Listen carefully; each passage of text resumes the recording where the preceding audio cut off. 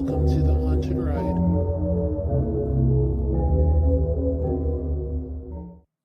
Hello everyone and welcome to the Haunted Ride. I'm your host Melissa. Thank you for joining me. Now, I hope you have your tea and your snacks. I wanted to tell you guys thank you for sticking with me through all of the kind of technical issues that's been going on.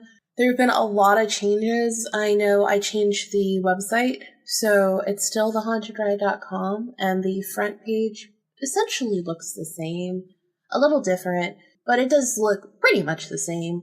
But now there is a blog, so when you first open it up, the next link is the Send Us Your Story link, which has its own like awesome little type form thing in there, which I really like. I've used one before and I was like, oh, this is really cool. And then when I found out I could put it on the website, I was like, what? This is great. So there's that. And then the next thing is the blog, which I just got analytics from and found out you guys are actually going to. So that's really cool. It makes me really, really happy that people are actually enjoying it because I do like writing. And it is kind of nice because it gives me this sort of extra opportunity to spend with you guys because I can't type as much on Twitter or Facebook or Instagram as I can on a blog post. So it's just kind of nice to be able to like put out something else with you guys and have some more, just to continue building that whole relationship and community with you guys. It makes me really happy. Additionally, there is now going to be, I think I've finally gotten it as nice as I sort of want it to be for right now. There's now a login screen for members, and it's going to be anybody who has signed up to be a key contributor through Patreon. So you'll get an email from me saying like, hey, thanks for, donating on Patreon, et cetera, et cetera. And then you'll also get an email from the website saying, if you would like to register to be part of this group, here you go. It is called the Haunt Club. I played around with titles for a while, and that was the best one I could come up with. I mean, I think it kind of goes with the Haunted Ride, the Haunt Club. They work. It's fine. I'm really good at, like, extra creative names. Like, if you want me to, like, figure out, like, an extra creative name for a character, I can totally do it. If you want me to fill out, like, a normal name, I don't really think I'm all that good at it. And I think that's what it is. I don't think I'm all that good at it. I don't think I'm horrible at it. I just think that I'm not good at it. So whatever good idea it is that I think I have instantaneously drops in coolness factor. But yeah, there's that. And I know Spotify just got its feed updated since we also changed host when we changed the website. And I didn't really realize that there was going to be that much of an issue. Like, I had done research and people had said like, yeah, it's a pain in the behind to like switch from one host to another when your host's website, not a legitimate, podcast host. But I was like, it's fine. And it was mostly like, oh, you'll have to manually distribute all of this stuff yourself. And I was like, that's not a big deal. Like, fine, I'll do it. And for the most part, it wasn't that bad. It was just like once something broke, it took a really long time to fix. So that was mostly it. So thank you guys for sticking around. Thank you guys for being so patient. Thank you guys for like quickly sort of adapting to like the new stuff. I hope you guys like the mythology episode. I was really nervous about it. But it doesn't look like I've lost anyone, so I think we're okay. I'll do another one of those probably sometime next month, which we're about to be in March, which is insane. But we are going to play a quick promo, and it is going to be by somebody who I completely and utterly adore. I listen to their podcast all the time. I listen to both of their podcasts. So here's the promo. Hi, I'm Lainey, host of the True Crime Fan Club podcast, and I'm excited to tell you about my brand new podcast called It's Haunted, What Now? It's a podcast that brings you true stories about haunted objects and the owners who unknowingly welcome them into their lives. Join me as I share these creepy, spooky, and downright terrifying stories. You can find It's Haunted, What Now? On your favorite podcatcher or at hauntedpod.com. Okay, so I was really at a war with myself over this episode because originally the episode was supposed to be on a story that I got, and I was going to do some research, see if I could find some other things that had to go along with the story, kind of just like get all this stuff together and have like a really awesome episode, and I was really excited about that. And then I had something happen to me last weekend, and after it happened and I kind of went through it and just had everything occur, I realized that I just had this like overwhelming urge to give you guys something else. And I really didn't want to do that because I'd already said I was going to do something. And I'm like one of those, if I say I'm going to do it, I'm going to do it type of people. But finally, I just had to say, you know what? I have this urge to really do this thing. And I think if it's this strong that I really like feel like I need to do this, then I'm just going to do it. So this episode is about, I've talked a lot about the fact that I had to open myself back up to the supernatural. I think like in passing, I've kind of talked about like different things I've done and like maybe like a couple of little experiences here and there, but I haven't really gone deep into it. And I think I need to. I know I've had people ask me about it. I've had people ask me about how can they open themselves up. And I think I've talked a lot about the fact of like, you have to ask yourself why. Like, why do you want to do that? But I like say that, but I haven't shared that with you all. So it kind of feels like I'm only giving you guys half of the response and half of the reason why. I'm not really backing it up with anything. To preface with this episode, I'm going to go into the why I had closed myself off in the first place. Why I decided to open myself back up, how I opened myself back up, and then which these are all kind of going to just be quick little things. And then the last thing, which is going to be the majority of this episode, is what has happened since I've opened myself back up to the supernatural. Now, I will preface this by saying that I do talk about anxiety. So I'm not going to, deeply dive into it. I just going to put it out there that I'm going to mention that word if that's something that like it's hard for you to hear, that particular word. I don't want to trigger anything for you, so please maybe skip ahead about a minute or so, and I'm just gonna, like I said, touch on these points really quick, and I will kind of get to like the sort of meat of this episode pretty quickly. But I don't want to hurt anyone. I know it can be different for different people, so I don't want to hurt anyone. So I just wanted to let you guys know that was coming, and it's there, and let's get started. So the reason why I closed myself off to the supernatural to begin with was because I was concerned with my abilities that before I closed myself off, I knew I had extremely strong abilities. I knew a little bit about what each one could do. I didn't really put titles on them. I don't really like titles too much because there are certain things that I can do that I haven't discussed. One of them I will bring up in this conversation today, but I don't really know what they are. I don't really know what they fall under, and so it's kind of weird for me to be like, oh yeah, I'm a title for this, this, and this. Oh, and then question mark, question mark, question mark. I don't know what this is. Unknown.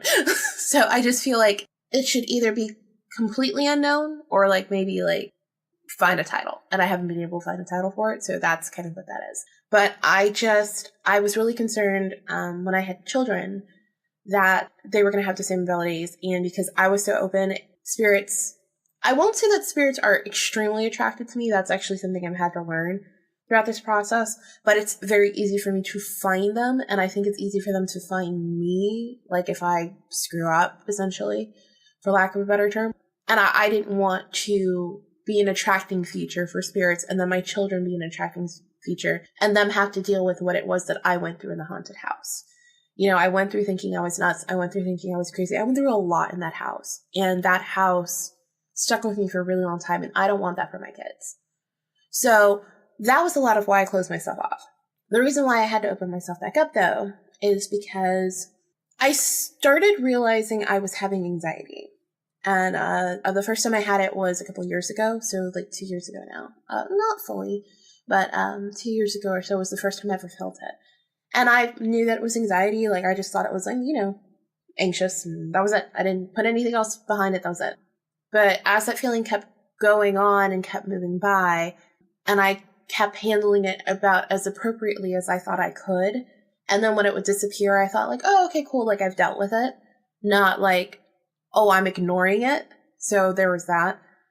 But I eventually got to this point where I had an anxiety attack. And if you've ever had that happen to you, I'm so sorry.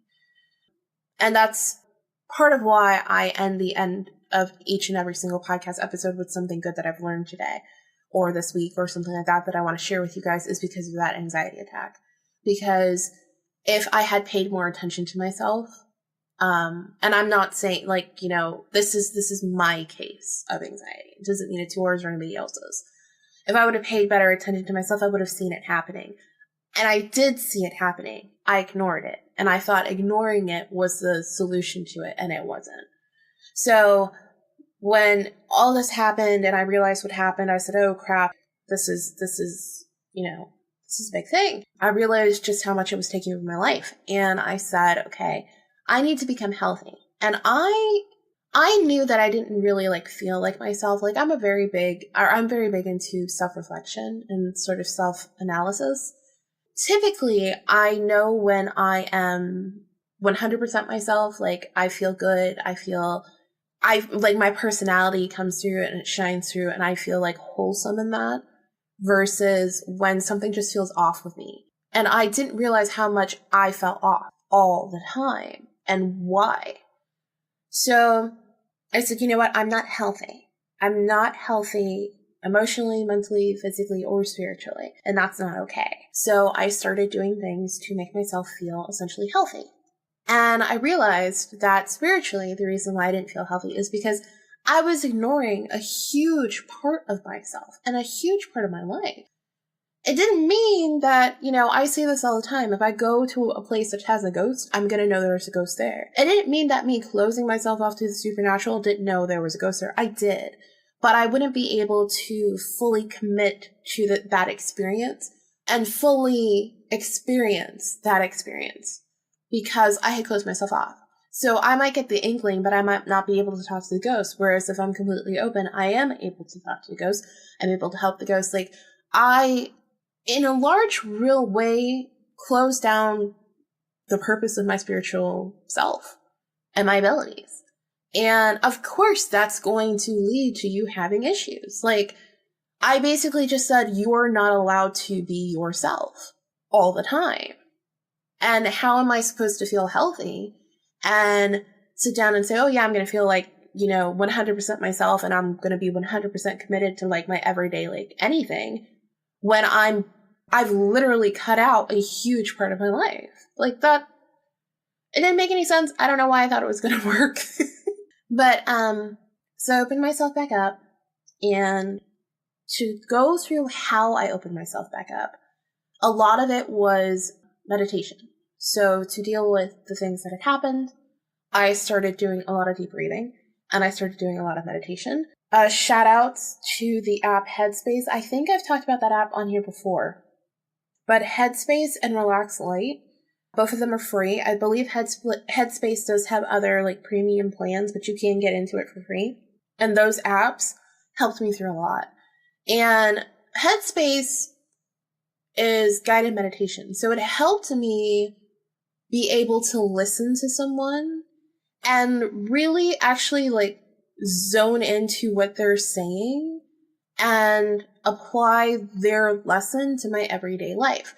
One of my favorite things that the person who guides you through the meditation was saying was that when you have thoughts, think about them as cars passing by. You don't hold on to that car. You can't keep your mind on that car. It's racing by. So you see it, acknowledge it, let it go. And that was one of the biggest things that helped me, was just, holy shit, you're right. So shout outs to them, great apps. And if you feel like you need some calm in your life, they're great. After listening to Headspace so it took me probably a couple months with Headspace. And it was the first week program. And it was just because originally I was okay, I'm going to do it every Sunday morning because I would love to meditate before I go to work. But I wasn't able to. And so sometimes I would do these 5-minute meditations with Simple Habit, which was a great app. But I stopped. 5 minutes wasn't enough for me. I got to this normality of it where I wanted more. I wanted 15 minutes. I wanted longer. And so being able to do it on the weekend in the early morning, right when I wake up, before I have breakfast, stuff like that, was going to be great for me. So I started actually just doing my meditation where I would sit in silence. I would set a little vibration thing on my phone, and I would actually go into the meditation using some of the same skills I had gotten from Headspace. scanning through my body, acknowledging how I'm feeling physically, emotionally, mentally, setting a tone for the meditation, things like that.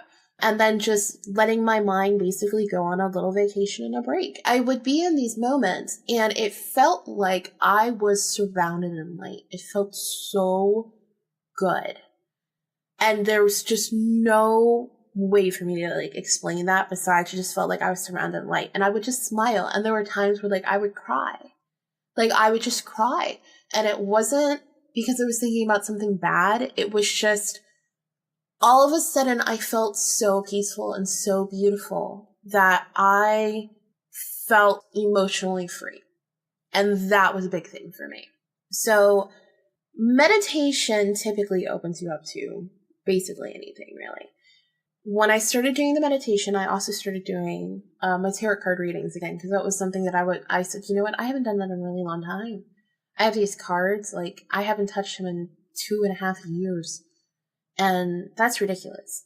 I need to get back on track with myself and kind of start over at the basics. And that is actually that's part of why I started this podcast, was because it was like, you know what? I got to get back to the basics. And one of those things that I've always felt was that I'm supposed to help people. And I was like, well, how can I help people?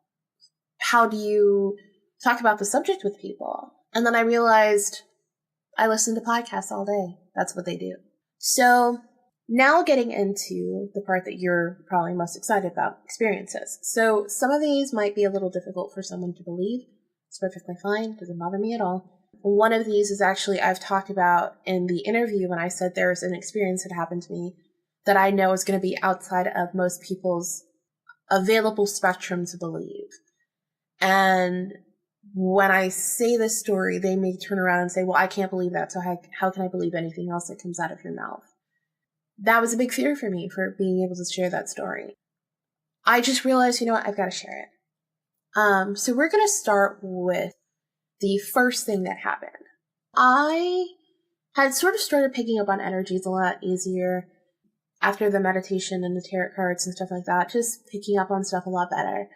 And then I was laying in bed one day, and it was dark outside, and the moon shines right down on our house. It passes over our house, and so does the sun every single cycle. So it's really great because if the shades are open, you know, during nighttime or something, you'll see like the blue light all around the house. It's beautiful. Absolutely gorgeous. So I was sitting there like this, and it was like late at night, and I left the curtains open so that I could just see and have this light like flow into the room. And it was just like creating this like peaceful, calm environment, really. Well, all of a sudden, I see these 3 lights, and I see them in the back of the yard, and they kind of float around, and they're kind of like dancing. And it would almost be what you would think of as an orb, except it wasn't like the flickery dust sort of particle looking shape. It was almost more like a glowing bulb of light.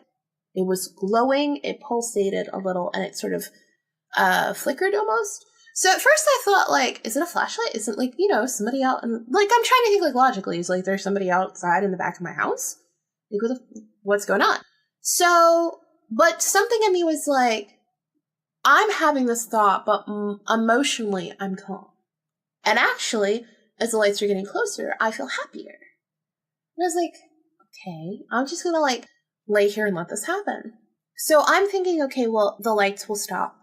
At this point now, they've gone from outside of the back of the yard into the screen patio. And they're now at the sliding glass door, which is my bedroom. So I was like, okay, you know, if it's a flashlight, it would just end the sliding glass door. That's it. No, the lights come into my room, and it's 3 separate big bouncing balls of light. They come in, and it's almost like they're dancing, and they kind of flitter around. They flitter around inside my room, right around my bed. They kind of circle around me, and then they go kind of through the bedroom just a little bit, and then they come right back out the same way they came. And I'm like, what was that? What was this? So I'm just thinking, okay, that just happened. I just saw that. You know, if you can say it's whatever light you want to, but light doesn't perforate stuff. And it came in the house. It came from outside, in through the sliding glass door, in the house, danced around me in the bedroom, and then came back out. And my dog reacted to these lights. She ran into the bedroom, but she didn't bark at them. So she's experiencing the lights with me while I'm like, oh my God, what is this? And there was beautiful, beautiful lights. Then I get a phone call on my phone. And I mean, like, it's late at night. It's probably like 11 o'clock. And it's my mom. And she's like, Melissa, what was that? And I said, and I'm, you know, I don't know what she's talking about. I'm like, what was what? She's like, what were those lights that just came in your room? So now I do not live with my parents. My parents live in their own house. I live in my own house. But if you listened to the, or you're part of our Patreon, the last true crime episode with Elisa Lamb, I mentioned the fact that my house had gotten broken into while I was at home, and I chased the guy out. After that, my mother begged me to get an alarm system and get a camera. She, for whatever reason, had decided to start looking at the camera, of which, because I have an open floor plan, looks at almost every single room and every area of the house, including the backyard and the screen patio. So she watched the lights come in from the backyard into the screen patio, through the sliding glass door into my room. She didn't see what happened when they were in my room, only that my room on camera seemed brighter. And then they left. And when they left, the room got a little dimmer, and they left the exact same way they came in. Left going through the sliding glass door, through the screen patio, and out to the backyard. That's why she called me. And I was like, oh, shit. I'm not the only one. Like, I experienced this. My dog experienced this. My mother, who doesn't believe in any of this, just experienced this herself and is calling me to be like, what is going on around your house? And I had to tell her, I don't know. I said, what all did you see? And she told me she saw it come in my room. And I said, did you see it like dance around in my room? She goes, no, it was dancing. I said, yeah. Then would kind of bounce back down, go up and down, go up and down. Almost like it was dancing to some rhythmic music, but there was no music on.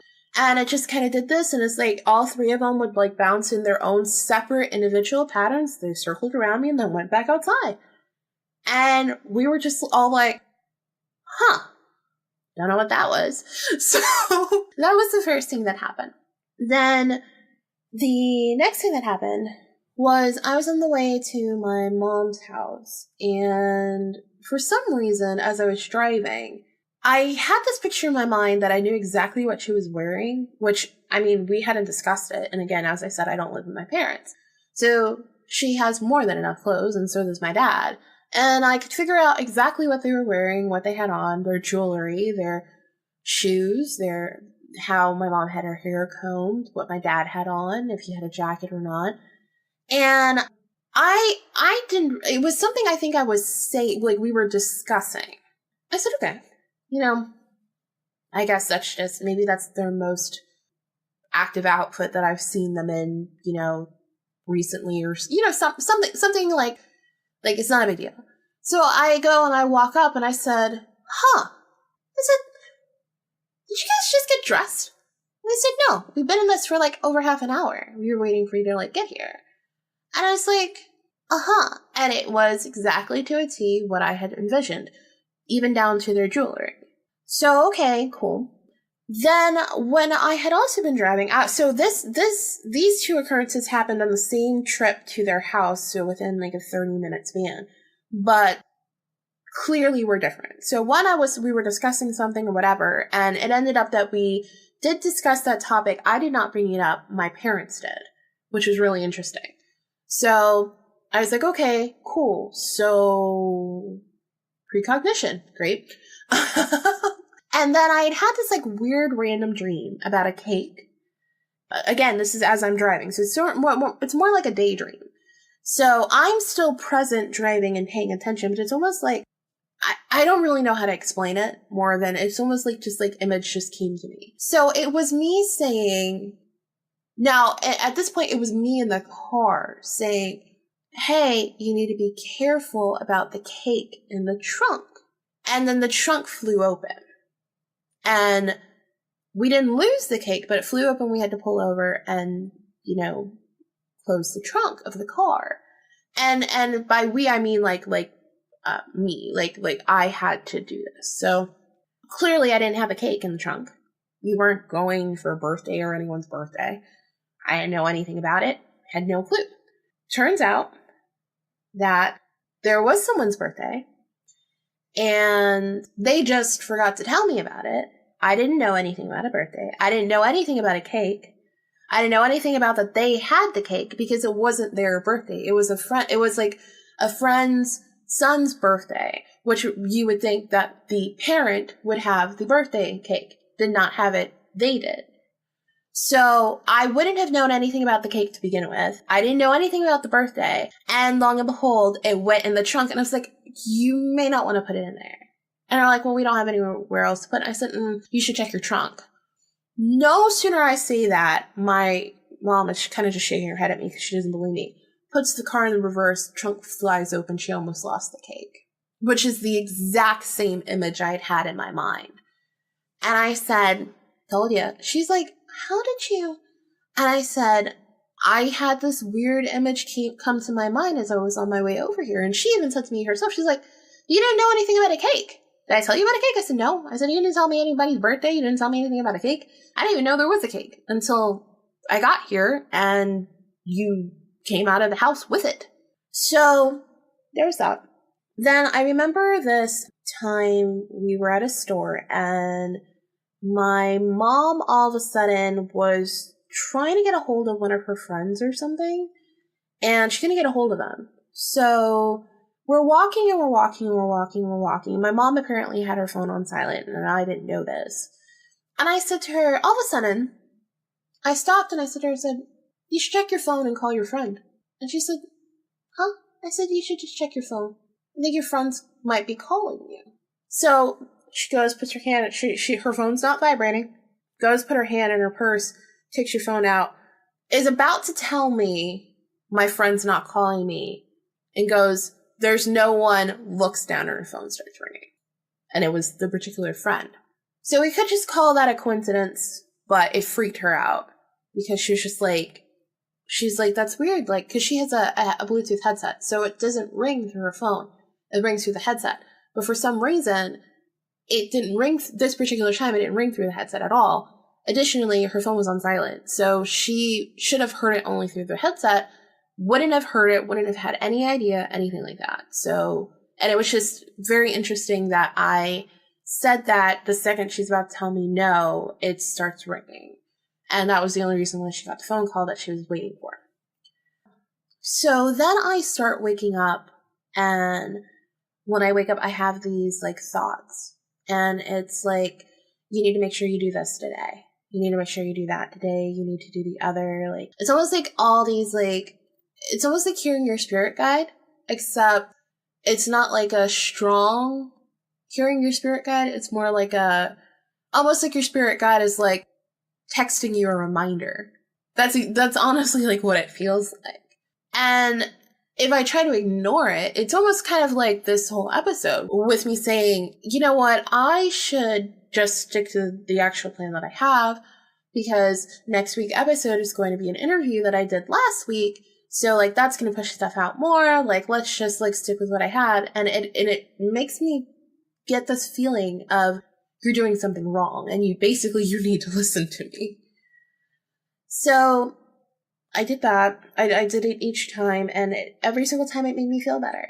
I talked about, I remember I had spoken about this already, where I got this picture of a person who was moving on, and she didn't give me any details, and I didn't know really where she came from.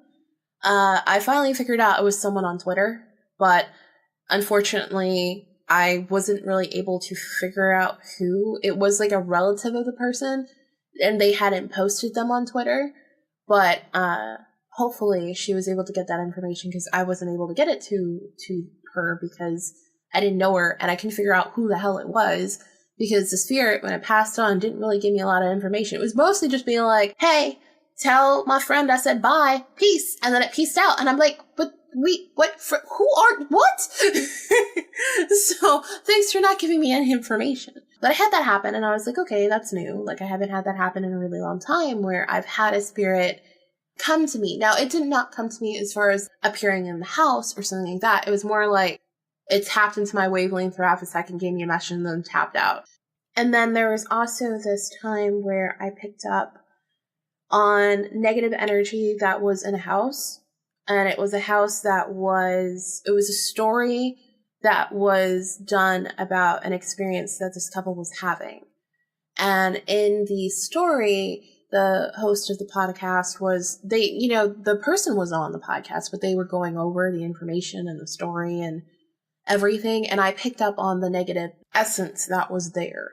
And that actually affected me for the rest of the day, which really sucked because I, first off, wasn't expecting that.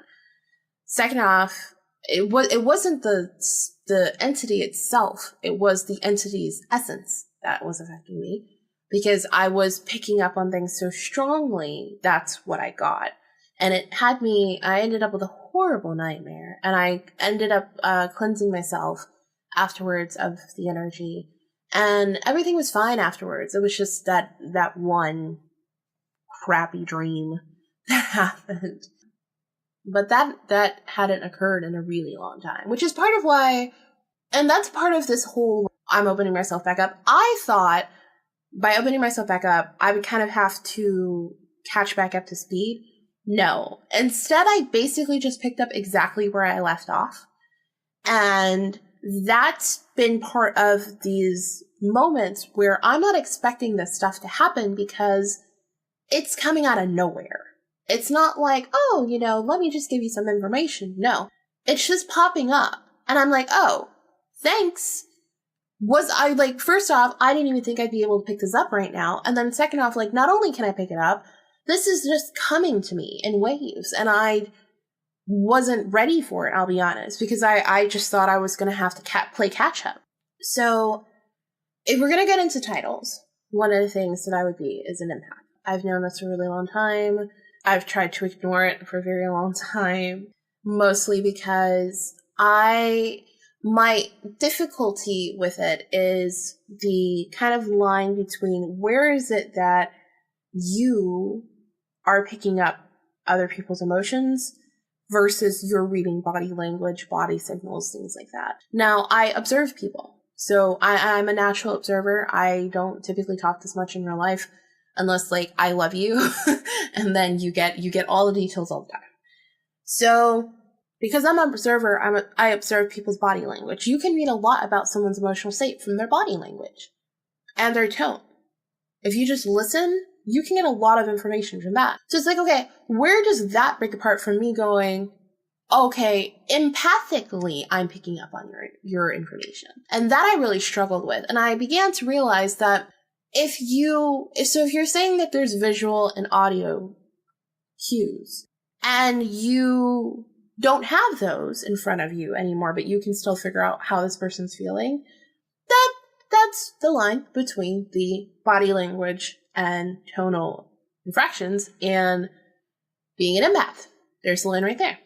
So I'll be honest, I used to think being an empath was a bad thing because for me, the way that, and there's different types of empaths, the way that my empathic abilities would work was I would get this person's emotional state, and of course I want to help them. I want to help them feel better. I want to give them healing light and help them get past this and know that they are going to get past this and it's going to be okay.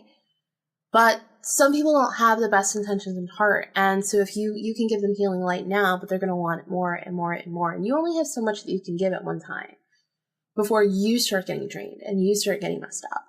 And so I just sort of started feeling like being an empath was sort of sucking for me because of my personality too. I felt like I was giving too much. And also, you don't want to hear other people's emotions 24/7. So how do you block it out? How do you how do you keep your distance and break apart from that a little bit? How do you still help people, but still sort of keep your sanity, really? And after what happened last week, which will be coming up shortly, suddenly I realized that being an empath can be a really good thing for you as a person. And one of those really great things that it is for me is that if I'm going to sit here and say, like, in a, let's say, so in a 24-hour day, I spend 8 hours with negative people who stay on one particular topic, and that is the negativity that happened in their life. They can have the best day. They can win the lottery and then turn around and get pissed off because they tripped over a rock. And all of a sudden, tripping over the rock is more important than the fact that they just won the lottery. So it's really hard to be an empath when you're in that situation. And being an empath can sometimes cause anxiety and other little things like that because you're being surrounded by other people's emotions as well as your own. So you have to have a good control on your own emotions and other people's and how they affect you. And I think I just finally began to understand that having this gift doesn't just mean that I have to help people. And it doesn't just mean that I get to figure out what they're feeling and that it bothers me. It can also mean that I can be prepared for how they're feeling and not let it bother me, which is now at the point that I'm at. Now I'm at the point where I see that you have this emotion and I'm sorry that you have this emotion, but I'm going to keep my distance from that emotion. And it's now become this preparation sort of tactic to keep myself sane and keep myself whole and keep myself distant from this negativity instead of embodying, basically sort of being the placeholder for somebody's negativity all day. And then coming home and being like, well, what do I do with my feelings now? So that's actually really good. So what happened this weekend, and actually by this weekend, it's really last weekend, that started all of this, is I had done a tarot card reading. And basically when I did this tarot card reading, it hit me. Like, I felt like the energy from it just hit me. And it said some stuff to me. And at first I was like, wait, what? That doesn't make any sense. And I was like, you know what? It'll make sense to me when it's supposed to. And then as the day went on, it's, without me even thinking about it, I started doing it. I started doing what it was that it was talking about. I started going through all these things, and I just started feeling so peaceful and so calm and assured, actually, which was an amazing feeling.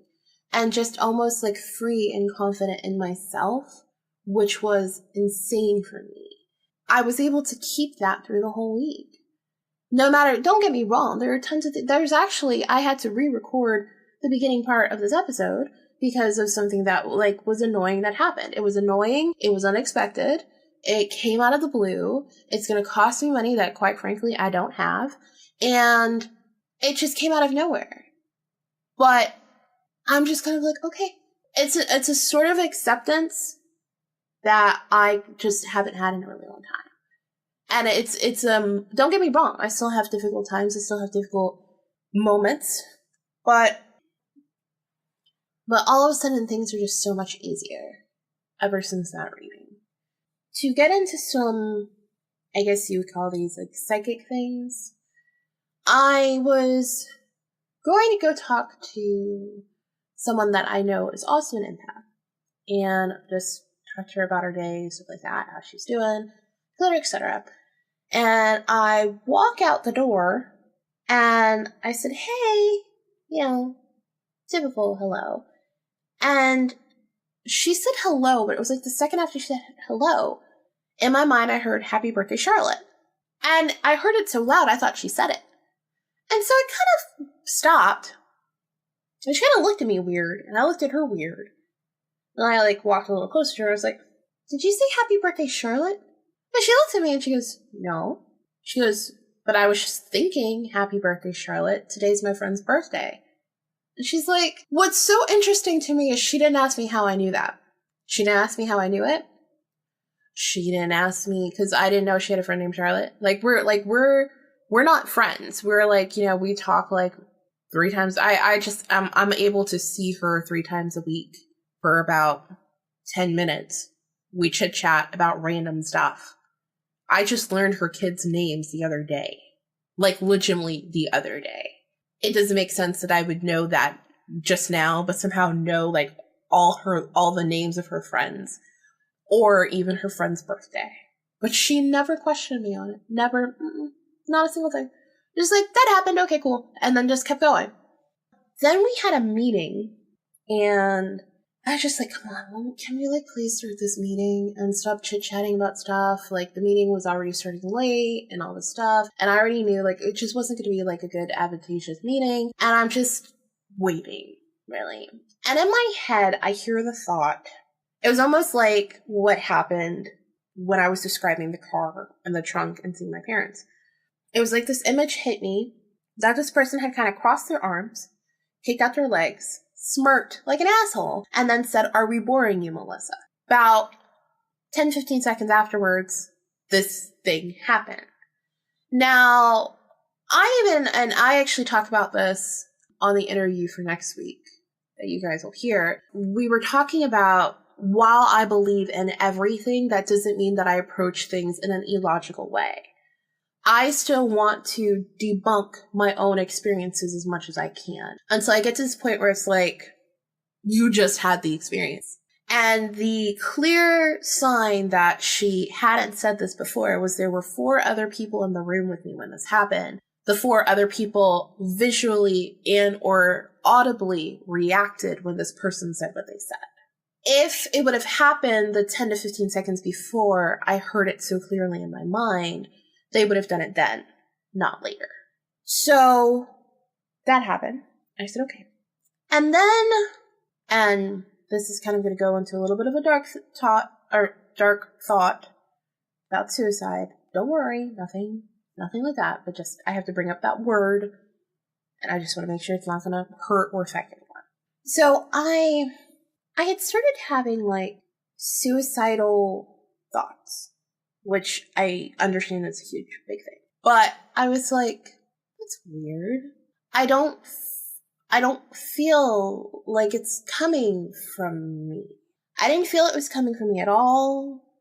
I didn't know who it was coming from, but it felt like it wasn't coming from someone that I talked to all the time, or that I even per se sometimes would talk to weekly. It didn't feel like it was coming from someone that I would see on a regular basis. So I was just like, it felt like it was, what I kept calling it in my mind was a neighbor or someone I knew. That's what I kept calling it. Not that it was like they lived next to someone that I knew. It was more like it was someone that person cared about, but I wasn't really sure what it was. So my mind just kept saying a neighbor of someone I know. And essentially that when the time was right, I would figure out what it was. Out of the freaking blue, a friend of mine who I hadn't spoken to about maybe a month pops up out of nowhere, and she starts talking to me about a friend of hers who unfortunately was going through a hard time and was all of a sudden having suicidal thoughts. And she just came out of the blue and started talking to me about this. And I was just like, got it. See where it's coming from. Okay. I don't believe anything happened with her friend, but that experience was really weird for me. Because I really had to sit down and question, is this coming from me? Am I unhappy? Am I depressed? What is going on? And I realized it was not me. And it was really scary because I was like, who is it coming from? And see, these are the things that you have to understand can happen. And that's why you have to be careful if you're going to open yourself up, because if you have abilities or you develop abilities, you have to sort of figure out how to deal with them. And it's different for everyone too. So after last week and the tarot card reading and stuff, one of the things that messages it had told me was basically to go back to this period of time where I was learning. And I had kept wanting to learn things and so on and so forth. And I listened to this amazing podcast. It's Me and Paranormal You, but they actually have a new podcast, which is This Is Where the Magic Happens. It's great. So they had the first episode of This Is Where the Magic Happens on Me and Paranormal You. And I was listening to it, and I believe the woman's name is Sarah Groff. She was on the episode, and she do quite a couple different things, was talking about quite a couple different things. And I really just connected with her through the episode. And I don't know if here's the thing. So I am in the process of listening to a bunch of different podcasts at the same time. I'm trying to find new podcasts all the time. I appreciate when people reach out to me. I reach out to other people. So I'm in this process where at any given time, even right now, there's almost 300 episodes of podcasts on my phone downloaded. So that means there's podcasts I haven't heard from before. There's podcasts that I absolutely love and adore. My podcast player is set up, which I use Podcast Addict, shout out to them too. I have it set up where if it is a podcast that is one of my favorites, basically any episode I haven't heard of from them is downloaded on the phone. And then any new episodes they have are allowed to be downloaded on the phone. And then for any podcast that's new and I'm just starting, I'll download 3 to 4 episodes. So when I'm listening to podcasts, I either have the choice of being able to listen to my favorites or being able to listen to a podcast queue. And the queue has every single episode that is downloaded on my phone in there. So if I say I have 300 episodes on my phone, I have 300 episodes in the queue. It's amazing to me that that episode came up because that was one out of over 300 episodes that came out of nowhere. Additionally, I still have plenty of other episodes I need to listen to from me and Paranormal You. So that means I have older episodes of theirs on my phone as well. And technically the older episode should have come up before the newer one did.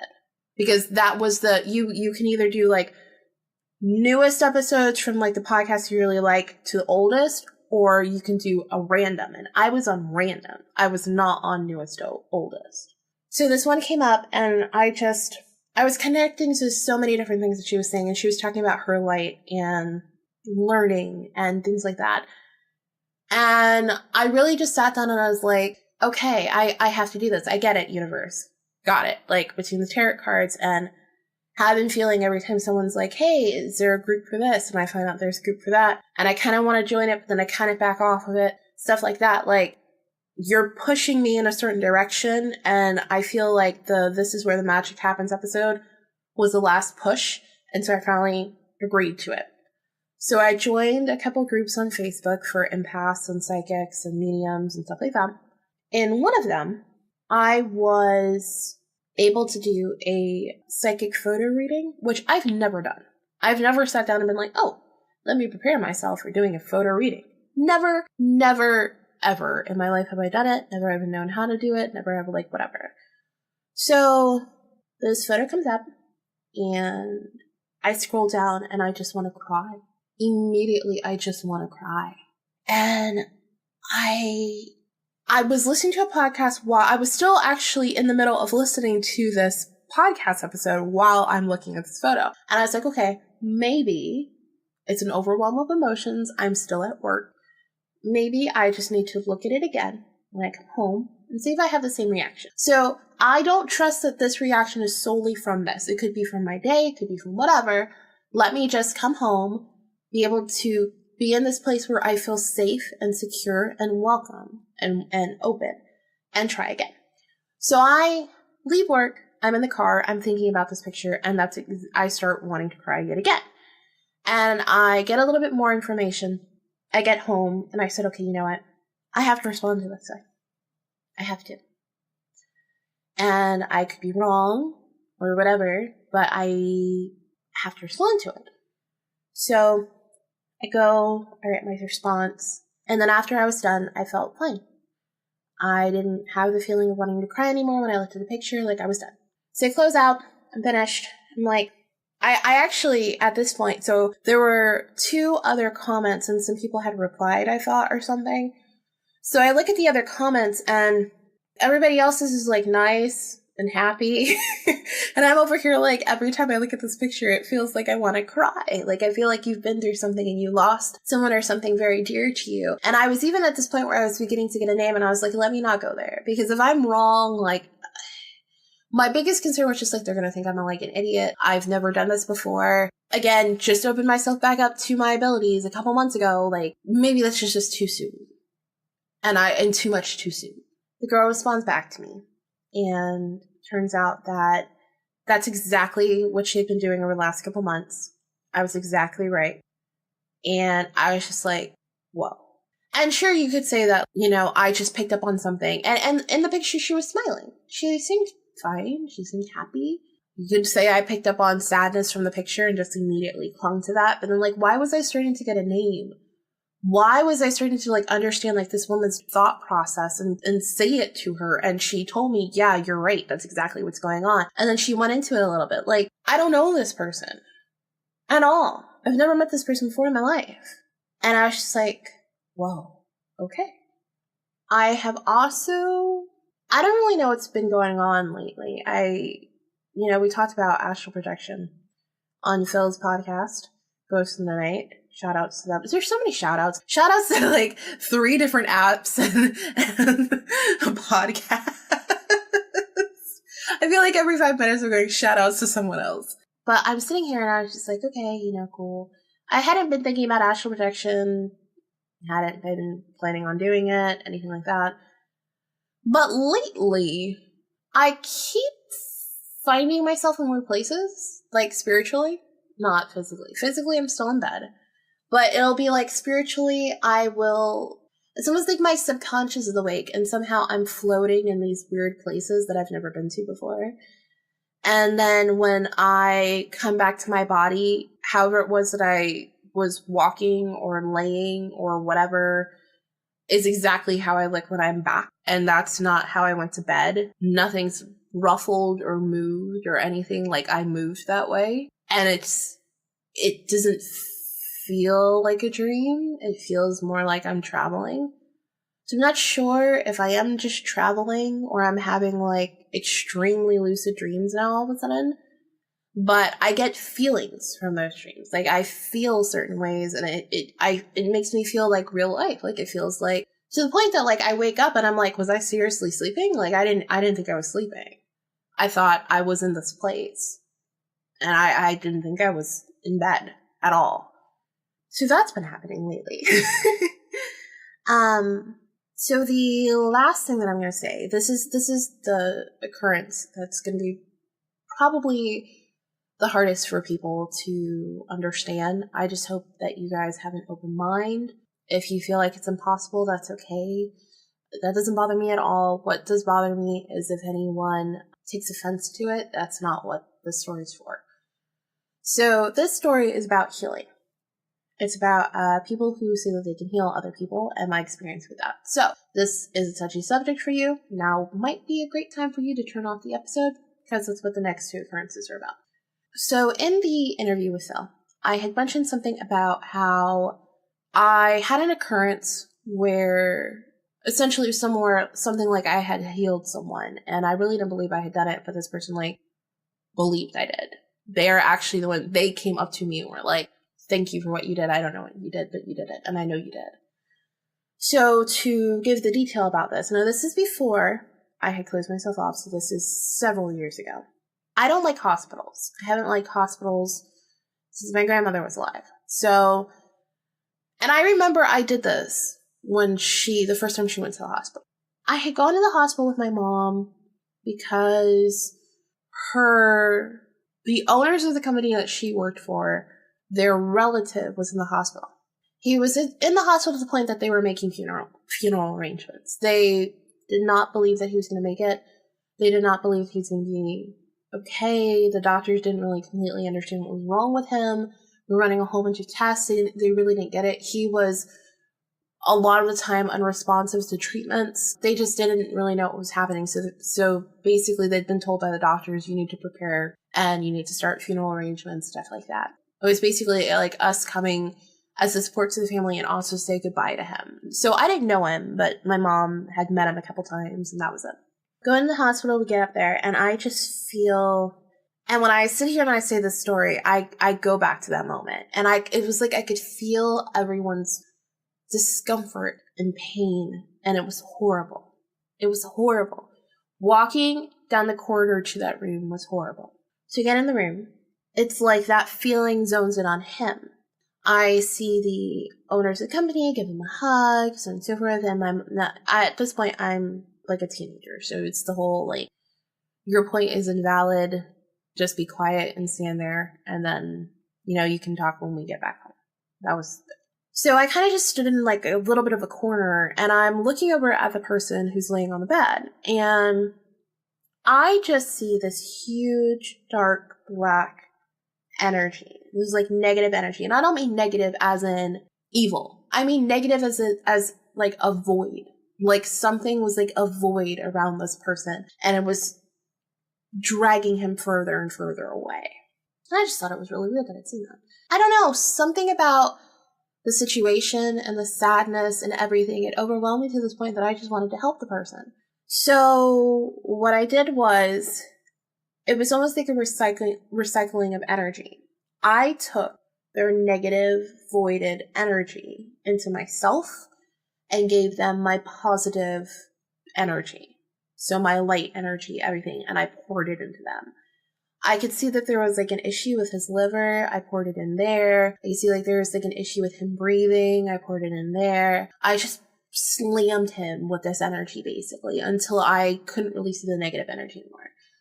Or until I almost passed out. I am now at this point where I'm sitting in a chair. I'm burning up. I feel like I'm about to pass out, and I'm trying to get my mother's attention to be like, I need to leave. I need to go home. I need to get out of here now. And she's not paying a lick of attention to me, and I'm trying to be polite. And it gets to the point where the owners see me looking like this, and they're like, what's wrong with your daughter? And she's like, oh, she's just fine. And I'm like, no, I really don't feel well. So I had almost passed out, and they saw me sort of, like, fall forward, and they're like, oh shit, like, she really has to go somewhere. So my mom is now pissed off at me for, like, embarrassing her because I got sick. And she ends up having to actually help me to the car, which she still does not believe there's anything wrong with me. Doesn't believe me at all. So she is now helping me to the car because I'm dragging my feet because I can't really move them. We get in the car, and she's like, what is wrong with you? And I said, you wouldn't believe me if I told you. But I need to leave this hospital now. Like, I need to go. So she's fussing at me, but we leave. As we get further and further away from the hospital, I begin to feel a little bit better. After that occurrence, suddenly he starts getting better. He was out of the hospital within 3 days. Doctors were baffled. They still ran him through a crap ton of tests. They could not understand how the hell he seemed to be feeling better. They didn't get it. It didn't make any sense to them. They were like, what? I don't get it. Don't get it at all. So my mom gets the call that he's doing better. And I think they said to her, I don't know what your daughter did, but thank you. And they're the ones who believed I did something. And my mom was taken back by that. And then she called me, and I remembered I was in school, and I was just like, what? Because, this whole situation, like, I'm telling you, I'm not doing well, you're fussing at me and yelling at me, you won't even help me get to the car. I understand that you don't care, but, like, I need to get out of there. And that should have been your prime thing. So I'm still mad about the whole situation. And she's like, did you do something when you were at the hospital? I said, what exactly do you mean? And she told me that he was feeling better, that he had gotten out, that the doctors were flabbergasted. And I said, oh, it worked. And she's like, what worked? And I told her I healed him. And she's like, you can't. I said, well, that's what I did. I said, now again, this was not the first time I had done this. I had actually done it to her before, and she had no idea I had. And I said, he was going to die, and it wasn't his time. And I was able to help. And since I was able to help, I did. I said, he has a problem with his liver. He needs to stop drinking. Mind you, I don't know this person. Said he has a problem with his liver. He needs to stop drinking. He needs to be careful with that stuff. I said he had something wrong with his lungs, something in his bronchioles that was a problem. And he needed to be careful with certain things. Like, I started saying, like, he needed all this stuff. So my mom gets to the phone with me, and in passing, he returns to the office maybe like a week later, comes in and he goes, I heard you came to visit me and you brought your daughter. And she said, yes. And she said, did your daughter? And he goes, and my mother said, my daughter saved your life. And he gave her a hug and he started crying. And he said, please tell her I said thank you. They started talking and my mom brought up the liver stuff and he said, yeah, he was actually struggling with being a raging alcoholic, chain smoking, a whole bunch of other stuff that was going on. And his body just could not take everything that he had basically dumped on it, additionally to some other stuff that was going on with him. So my mom said that I had mentioned like about 5 or so different things that he needed to take care of, and that was it. And I was perfectly, after we got home, I was basically wiped out for the rest of that day. And the next day, but then after that, I was fine. I went right back to being normal and I was okay. And then I was able to meet him like about a year or two later. And he gave me the biggest hug and he was like, thank you for saving my life. And I'm like, I didn't save your life. And he's like, yes, you did. And I said, no, I didn't. I said, you just needed someone to help you. And I did. That's it. And, so that was, I think, probably one of the first times my mom legitimately believed me. Like, because other people couldn't understand how this happened. And so my mom, for the first time ever, looked at me a lot differently when I would say something happens. It didn't mean that she wanted to hear it. It didn't mean that she completely 110% believed me. But she would go back to this moment of when I had told her this and she didn't believe me. I had displayed these symptoms, she didn't believe me. And other people had to tell her, you're an idiot, basically. You should have believed your daughter. She would just go back to that moment. So what happened last night was I was not feeling very well. I had gone over to my parents and I had made them dinner. It was, my mom's birthday was a couple weeks ago, but between being extremely sick and everything going on and just finances, I really didn't have the money to take her out and do anything about it. So we did something this weekend, which was me cooking for her and doing some stuff for her and stuff like that. I left a little later than I had planned to, and I started feeling a bit unwell. The area of where my parents live, it's populated just fine, but they still like to be like really rural. So there's like a really, really nice racetrack and a really nice Burger King, and they're building up stuff out there, but there's no streetlights down that road. And it's the main road where all the complexes are and the subdivisions come off that road and everything. And they may have streetlights, but the actual main road doesn't. Pass the traffic light, get on the highway, and I'm used to this. I used to live there for a long time. I used to travel up and down these roads. Like, it's normal to me. So I'm driving, and it occurred, like, I have the windows down, and I'm thinking about Lite and just my Lite that I've been getting, like, really, comfortable with. I'm thinking about that and just stuff like that. And I begin to feel better when I will take my hand and put my hand on my stomach. And just imagine that area is gathering light and full of, like, healing light. Again, previously I assisted in helping someone heal. And I did that by taking in their ailment. You can't heal yourself by taking in your own ailment because your own ailment's already in your body. And there are plenty of articles and things that talk about different ways to heal yourself and heal other people. And that healing the way that I had for that person is actually dangerous because it means that you are taking your essentially light essence to heal someone else. And it's dangerous not in like it's going to kill you. It's makes you feel sick. Like it drains you. And I knew that, but that was just the easiest way for me to do it in severe circumstances such as the one where this man was in the hospital. But there's another way to heal yourself, which is supposed to be that you basically like figure out where you're hurting. And in your mind, you feel that you fill that area with light and you just keep filling it and filling it and filling it. And eventually it'll go. I've tried that. It didn't work. I think it worked once. But I'm much better at recycling of energy. Like, I'll even, like, recycle energy with the earth. I did it for, like, my leg once. And something stupid I had done. Things like that. So, I'm explaining this to say that it makes sense that I to myself, was thinking, okay, well, if I was going to heal, like, the issue, though, what was going on, or to make it feel a little bit better. And I wasn't even thinking about healing. I just was thinking about light and was thinking about the fact that this area hurt. And basically, whenever I put my hand there and I put the intention of, please stop hurting so that I can get home and feel better, that seemed to be working. I'm driving through now what is an extremely populated area with outlets and malls and this and that and that and the other, and there are a ton of streetlights. And they're not on. And it kind of dawns on me, but I don't really think much of it, because it's just like, whatever. There's storms, maybe something. You don't know. You don't know. And I didn't come that way to get to their house. I came a different way. So who knows? Honestly, a storm could have knocked something. You don't know. But then again, why would it just be the streetlights? You don't know. So I'm driving and I'm driving and driving. And I get to, which it's also really funny because as I continue to tell this story, the lights in my house have flickered 3 times now.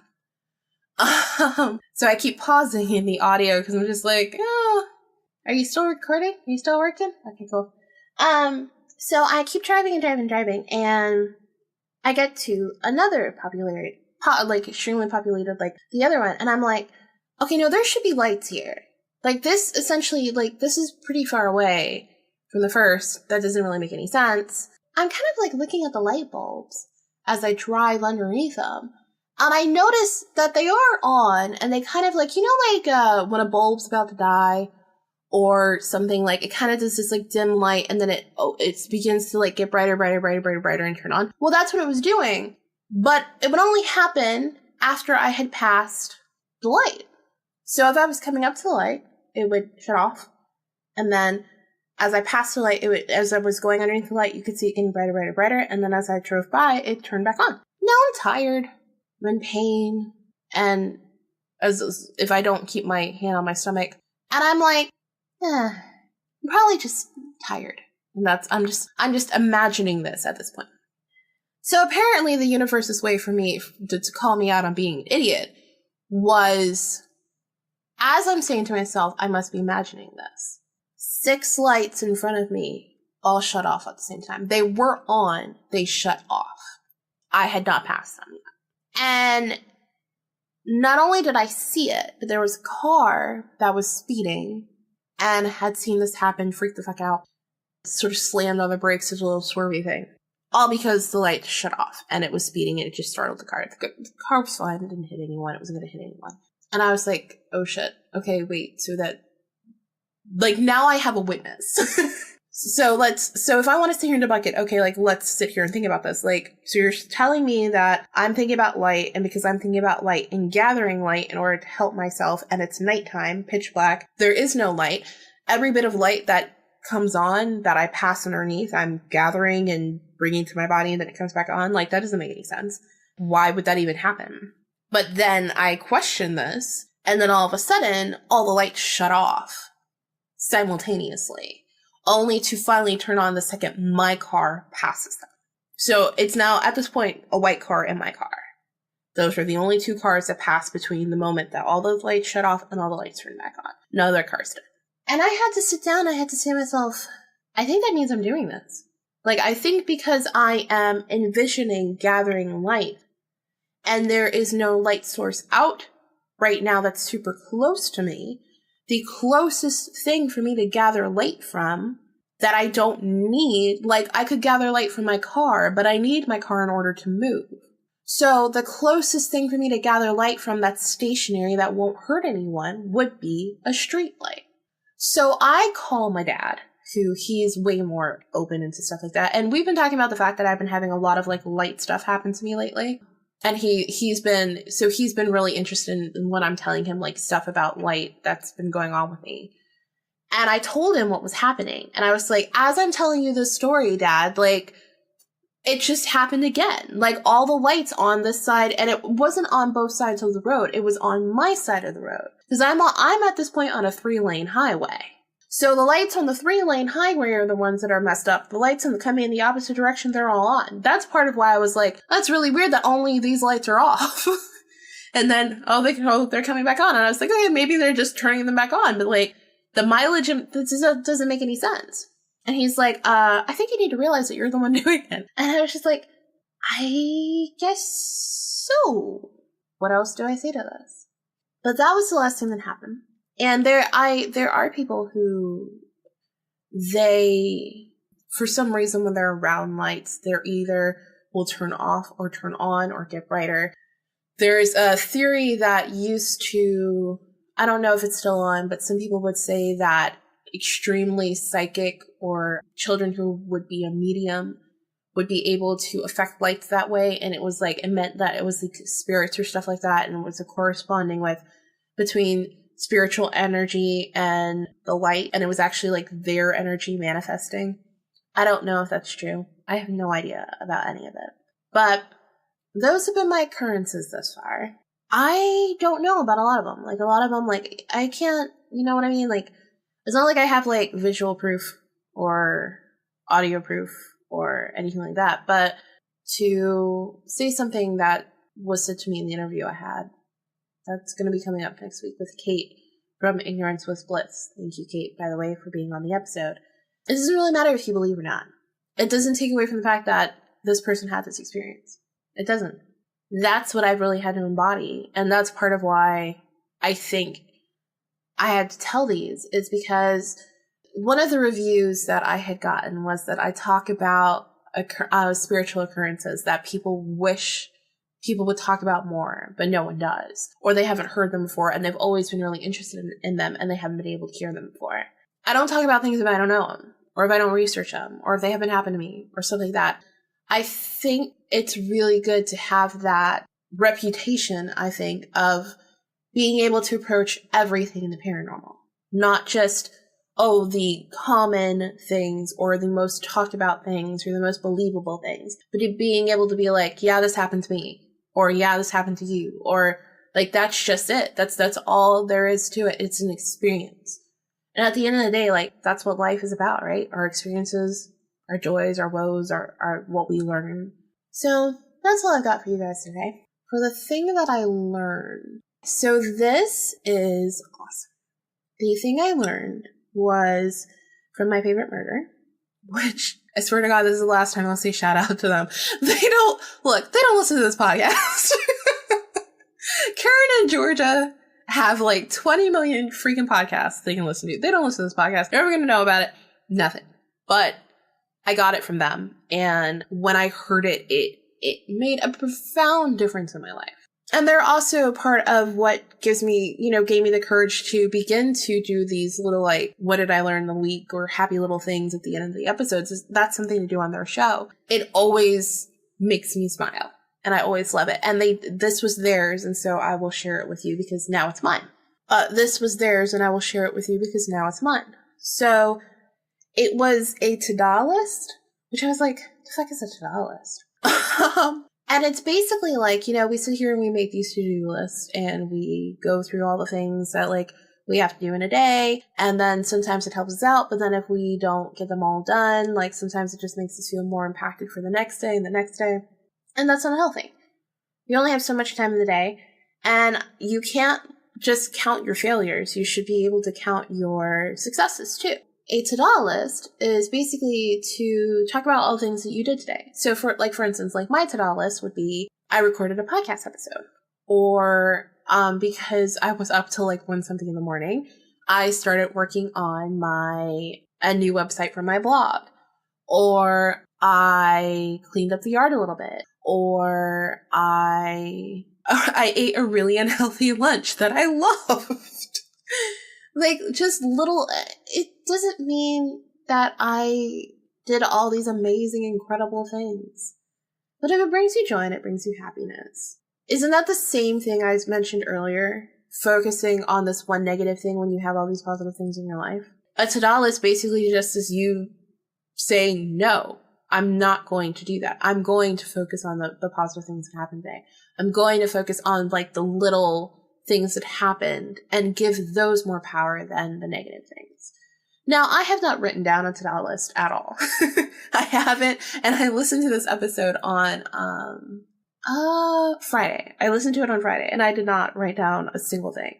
But mentally, I've had it in my head. I've just been like, okay, like, when I'm sitting here and I'm like, hey, I really sort of want to do this today. And I'm like, but what else did you do today? Or how did this go? Or how, like, it's almost like a mental check-in. And those are really important sometimes. It doesn't mean that you have to like sit there and like self-analyze and reflect and all that shit, but a mental check-in does a lot for you. So that's my thing that I learned this week. Thank you guys for listening with me this far. I know I would have broken these up, but you guys apparently like long episodes, so this is a long episode for you. And just thank you guys for being so wonderful and being so great and liking the podcast and everything that's going on. And just thank you guys for being you and keep being yourselves, taking care of yourselves, staying safe out there, keeping your head on your shoulders. Don't kill anyone because that's not good. And just take care, guys. So